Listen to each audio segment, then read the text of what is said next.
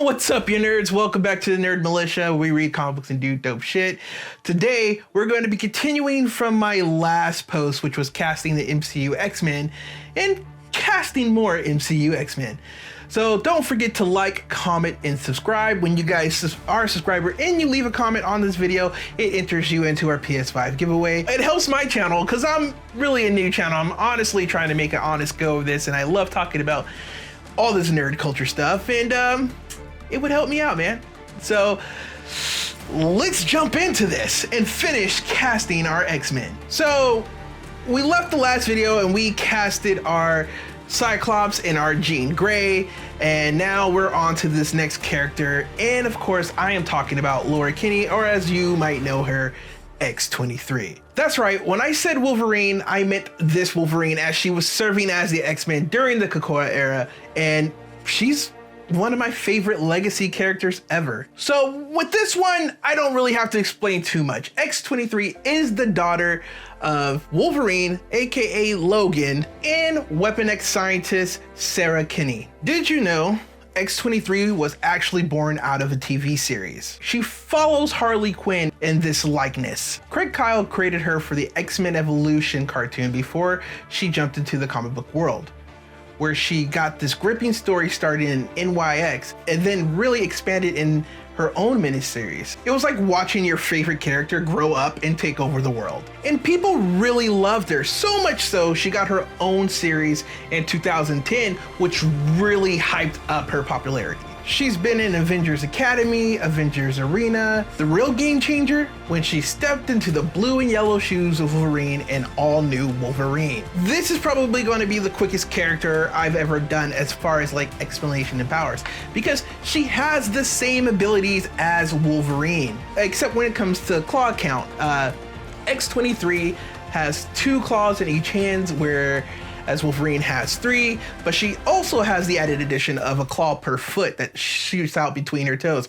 It's bananas, but it's also comics. She shares his senses, his combat ability, and also his grumpy attitude. With casting X-23, I went with her X-Men Origins origin. Sarah is coded, at least to me, and I know to a lot of people, as a black woman. And even X-23 herself, when she shows up, resembles somebody of mixed heritage. I know in the comic books they I would love to know why they decided to switch it up from who she was to who she is now. Like I would honestly love to know the reason. So I don't know if they've gone on record and said why they switched it up or why they went different. Please, somebody put it in the comments. Let me know, because I honestly would like to know what happened. Or was I mistaken this whole time? Was her mom not coded black? That being said, I do see her as a mixed kid, which rightly influenced who I think should play her. Introducing Ariana DeBose. DeBose is a powerhouse of talent. Her dance background is perfect for X-23's agility and combat skills. And her acting, if you haven't seen her in West Side Story, she's got emotional range. To wrap up this casting of Ariana as X-23, because it honestly didn't take too long for me to cast this character, she has everything. Physical prowess, emotional depth in her acting, and the star quality we love in the MCU. She's already in the Disney house, not to mention she comes brightly decorated with many awards. She could totally bring new life to the character of X-23 and also the role of Wolverine, which has, let's be realistic, I love Hugh Jackman as Wolverine, don't get me wrong, but it's been the same thing forever. We need something new, which is why X-23 was created in the first place. Let's talk about the next X-Men character in this X-Men lineup that I'm casting, Rogue. Rogue, again, is one of my favorite characters, and she's a character that I believe deserves better. And that's no shade to Anna Paquin, who's been playing her. That's more or less a writing and director shade, because to dig up the hot mess that is Bryan Singer, it's just bad. It's bad. We don't need to go there. let's move forward. Rogue is another Chris Claremont creation and got her first appearance in Avengers Annual Issue 10 in 1981. Rogue possesses the mutant ability to absorb life force, attributes, memory, and superpowers from anyone she touches. This ability is not only a gift, but a curse. She could honestly kill people and put people in comas, not to mention the last person she touched for a long period of time she put in the hospital. Rant. So it's so funny, right? Because I love the Marvels. All three of the Marvels. I love Kamala Khan. I love Captain Marvel, and I love Photon. I love Brie Larson. I'm not a Brie Larson hater. I love everything she's done. Like, I've honestly when it comes to us nerds in the comic book world, there's like so many things that I'm not getting on that train because I don't get it, and oftentimes I often don't think it's coming from real people in our community. But I've never honestly been on that hate train. But that being said, if you really wanted to see the end of Captain Marvel, or at least Brie Larson for a long while, all you had to do was shut up. Because once the X-Men are introduced, we all know what happens, right? And for those of you who don't know, as we're talking about Rogue's powers, she holds on to Carol Danvers way too long. And she not only absorbs all of her powers, which is why she has superhuman strength when we are introduced to her in the 90s cartoon and can fly, because she took that from Carol, but she takes in some of her memories. She leaves Carol in a coma and we don't see Carol for quite a long time. So if your goal was to get rid of Brie Larson or get rid of Captain Marvel in the MCU, all you had to do was just shut up. Because it would have came very easily. We were getting there, right? And so now my worry is that Disney is gonna bow down to these people who have complained, and we won't get that storyline, right? Because they're gonna put the Marvels away because supposedly they're bad. They're not bad. I love their movies. Your movies did great, guys. And again, we're gonna probably run into another disservice that Anna's Rogue happened to, right? She didn't get to fly. She didn't get to be X-Men. She just got to be, for lack of a better term, emo her whole movie. But let's get back into this casting. It's because of her powers and her inability to touch people, she finds herself isolated. But it's weird for her because not only is she isolated, but she's surrounded by people who love and care for her. So it's super weird existence to live in. Not only that, she has two of the craziest parents of all time, Mystique and Destiny. She had the most progressive family in the Marvel universe, right, of all time. The two craziest moms, right? What a trip to be raised by these two ladies. But she was raised by them during their villain era. So she was raised and groomed to be a part of the Brotherhood of the Mutants. But then later on, she saw what was going on and she joined the X-Men. That being said, I've casted singer-songwriter JoJo to play Rogue. I can hear it now, the backlash, and I understand for people who are not fans of JoJo, or at least know the minimum about JoJo, and she's just not a singer. She's been in a lot of TV shows and films like Aquamarine and RV. Also, if you just Google JoJo and YouTube, you'll find a bunch of mini documentaries online, and they're all about her struggles in the music industry, and I think those align with Rogue's struggles. I think she could draw from that to play this character. Her traits of being strong and her vulnerability, along with her inner turmoil, align with the traits of Rogue. Okay, and on top of that, JoJo possesses the striking looks that fits Rogue's iconic visual style. Not to mention, this is another fresh face we're bringing to Marvel. So let's go forth to our next casting, and that's going to be of Sunfire. Sunfire was created by writer Roy Thomas and artist Don Heck. What a heck of a name. And he first appeared in X-Men 64, which was published in 1970. The best way to describe Sunfire's powers is Superman.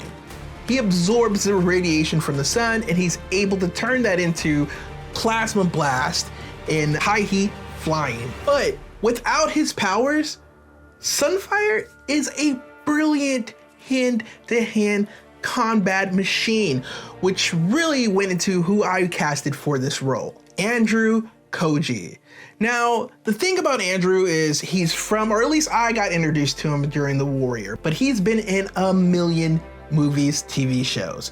Like, he is a fight choreographer, he's a martial artist, and he's an actor, a stuntsman. He does it all. I can definitely see him creating some fight scenes for himself and X-23 working together and it being bananas. I can also see, if they went this route, which I think is the route they should go, if they let Andrew be Sunfire, who happens to have firepower.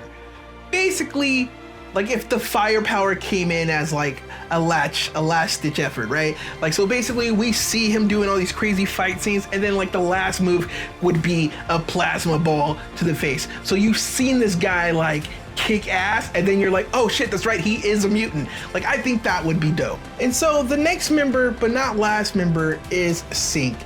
And Synch, I love this character. He's a brilliant character. The fact that he's part of the X-Men now is just amazing. I've always loved how his powers worked, and it makes so much sense on a battlefield. Synch was created by Scott Lobdell and artist Chris Blanchot. I hope I said that name right. And he first appeared in Uncanny X-Men 317 in 1994. Synch's powers, he has the ability to mimic other mutants' powers. And I don't even want to say mutants' powers, I mean people with powers in the vicinity, on the villain side or on the hero side, which is devastating to me, right? That means like if Cyclops is down, Cyclops isn't never really down because Synch can mimic his powers.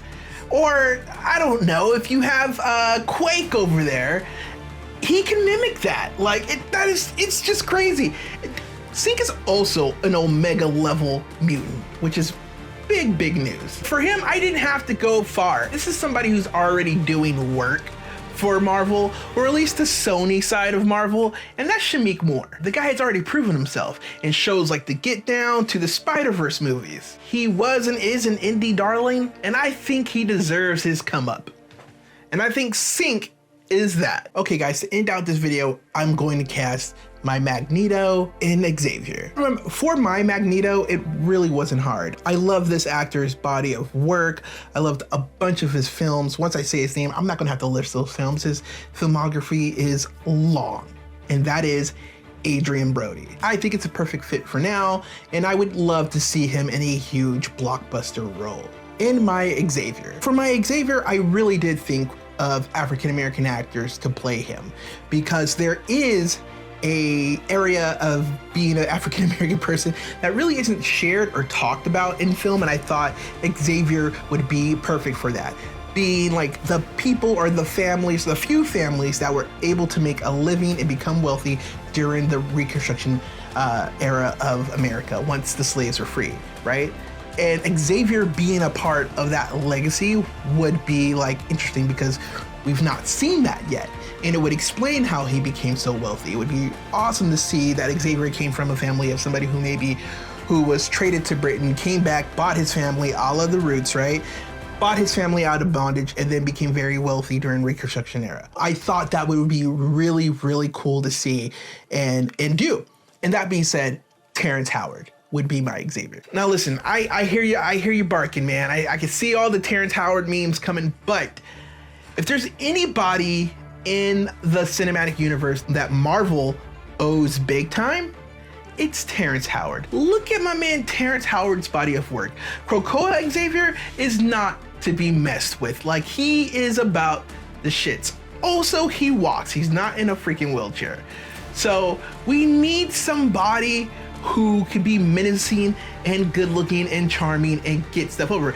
Because you gotta remember, he's convincing the world to play ball. I really do think that Terrence Howard deserves his turn. And it's not like it's like, oh, we're doing him this favor. We will be getting a lot in return. Look at, first of all, on his professional level and in a scientific level, he already thinks outside the box. So who better to be outside of the box thinker than Terrence Howard? playing Xavier. Now, for my Moira McTaggart, I would pick Sandra Bullock. I think her becoming a total badass towards the end of maybe this franchise would be awesome. But for those of you who don't know, in the Krakoa era, Moira McTaggart plays this really good guy, but towards the end of it, because of certain things, she ends up becoming this really kick-ass cyborg who's on the run from the mutants as well as from the humans. She basically becomes a robotic sentinel, and Sandra Bullock is a really beautiful woman, and to see her become like this, it's kind of like when Gwyneth Paltrow got the extremist gene and she went like ass kick McGee in Iron Man 3, right? I think that would be rad. Those are my castings for the X-Men lineup. If you liked the video, please don't forget to like, comment, and subscribe. It helps out my channel, but it also enters you guys into the PlayStation 5 giveaway. As usual, guys, thanks for stopping by. Stay excellent, and I'll catch you guys later.